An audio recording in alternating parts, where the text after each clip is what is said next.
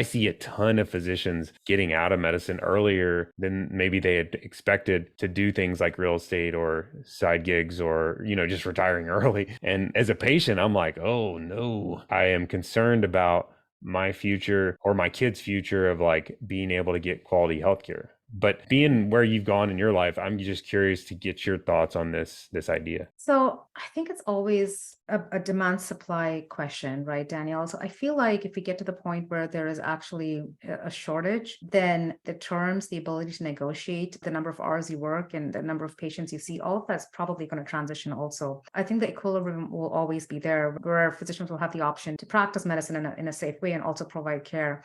So if we ever get to the point where more people are doing that, then, and we actually have a mismatch in demand supply, I have a feeling we'll reach an equilibrium where physicians will be able to negotiate better terms. So I don't see that as the direction. I mean, even within our community, I cut down to a day a week, and that's because my kids were 3 and 5 when I got a financial freedom. And I just wanted, like, the last 2 years I've spent so much time with them. I'll never get that back. They start school in August. So I was at a different stage in my life. I know multiple physicians within our program who have cut back, and all they want to do is go down to 3 days a week, right? 3 days a week will just be, that's the balance that they need. And so I think that's a healthy balance for someone who's worked in medicine for 20 years, who wants to go down to 3 days a week. I think that's a very healthy balance for people. There are people who love medicine, love the way they're practicing it, and they just want the passive income. So there's no pressure. So they're able to go in and negotiate better terms for themselves. And so I think there are people on different ends of the spectrum. And again, I feel like if we ever get to the point where there is an acute shortage, then we'll be able to negotiate better terms. So I think that equilibrium will be reset. We're just not, like you said, we're just not at that point right now where I know primary care physicians who have a 15-minute slot to see a patient before they have the next patient after 15 minutes. They're not doing justice to patients the way that is. And I can see it. They're burnt out every day. That needs to shift. And this is just giving the healthcare providers more control so that they can negotiate better terms for themselves, is how I see this going. My Mm, case is different because for me, I was at the point where, that was just a change I needed to make per se, in that stage of my life. right. But people who have older kids and people who, everyone has different needs. And I think this just gives people options, right? Where we aren't Mm, handcuffed, right? So it's not the golden handcuff right. scenario, essentially.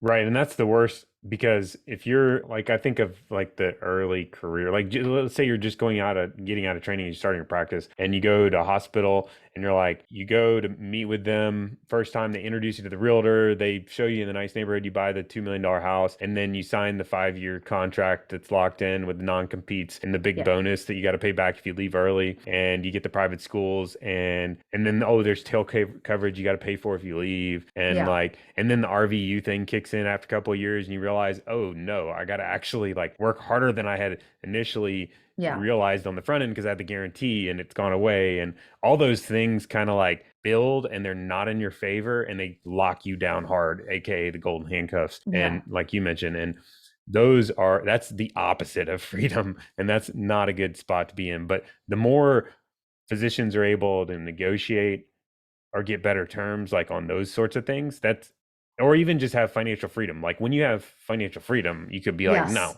no, I'm not doing Exactly. that. You can put your foot down and say that this is what is best, in my opinion, is best for the patient. This is what I'm willing to do.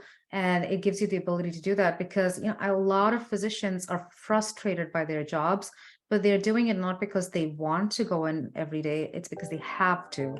And it's just about shifting that from where they get to go in and they want to go in, and they're not Mm. doing it because they have to.